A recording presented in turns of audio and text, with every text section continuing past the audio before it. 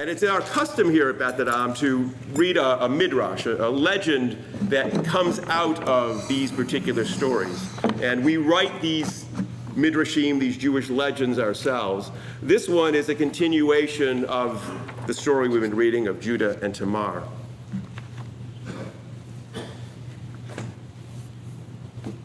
Out of breath, the messenger came to Judah to tell him the news that was stirring about the town.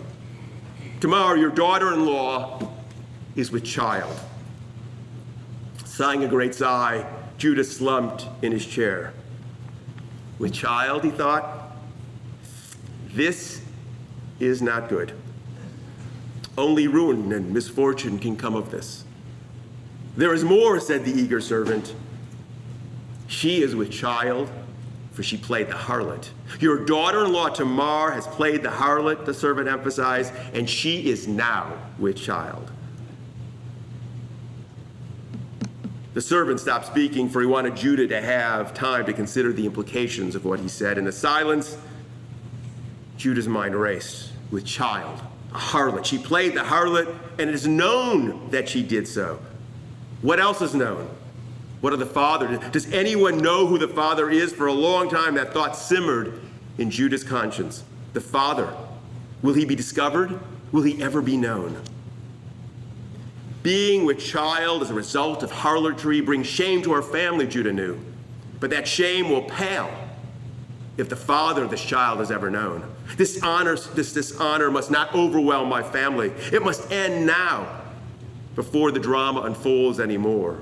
Tamar must be silenced for the sake of the family, for the sake of honor. For my sake, thought Judah, so that my name will never be associated with hers. She brings discredit to the ancestors and to those yet to be. Tamar must not be allowed to disgrace our name anymore. She must not be allowed to explain herself or her actions. Dishonor is the greatest shame, and there is only one way to cleanse this abomination. She must pay. Bring her out, said Judah, and let her be burned. Even as those words escaped his mouth, he quivered within.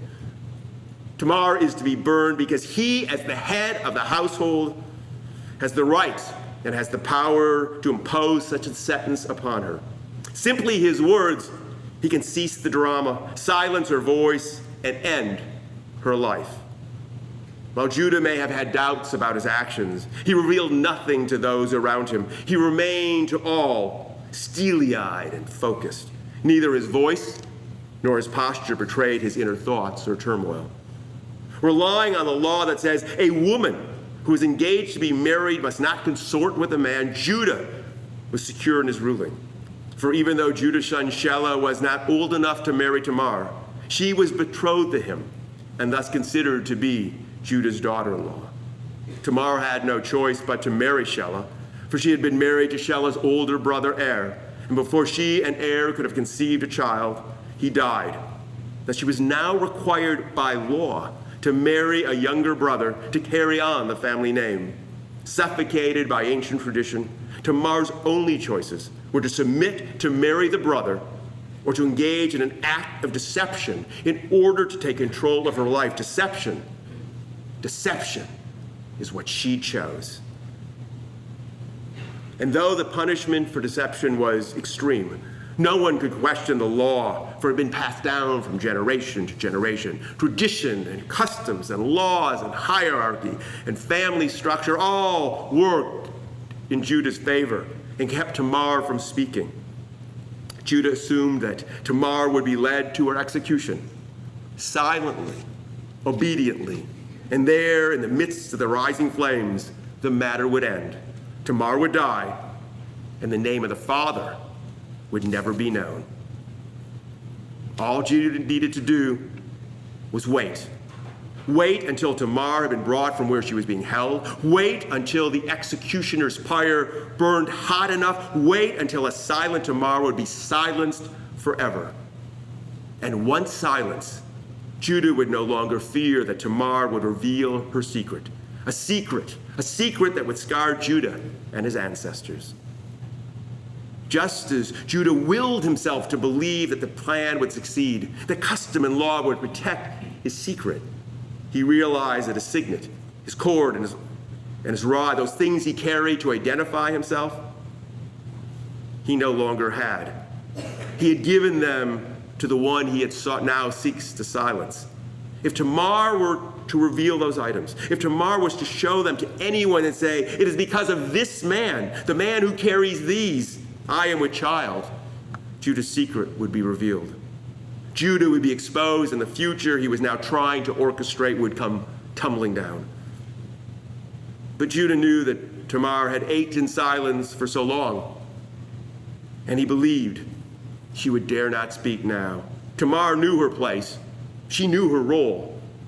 And just as Judah believed that no one would question his judgment, he expected that Tamar would die as she had lived, obediently and silently.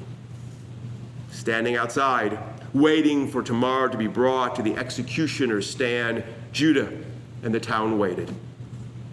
As Tamar drew closer, the crowd began to murmur, for they saw in her hands what Judah now saw. They saw the signet. They saw the cord. They saw the rod. And now the people knew what Tamar knew and Judah had sought to hide. Judah's plan was ruined. Now his secret was out. He could not act. There was no reason to do so. Tamar was released from her shackles, and Judah returned to his home.